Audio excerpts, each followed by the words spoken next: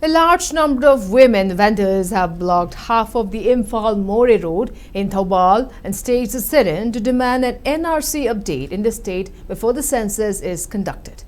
During the protest organized by the Thoubal Kaithel Phambi Apunba Ima Singh, the women vendors shouted slogans denouncing the government's decision to proceed with the census despite stiff public opposition.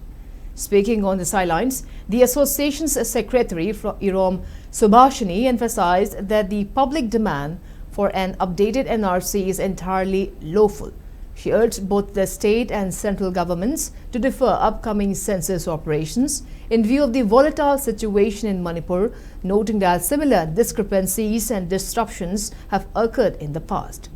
Subhashini also called on legislators to respect public sentiment and act in accordance with the people's aspirations.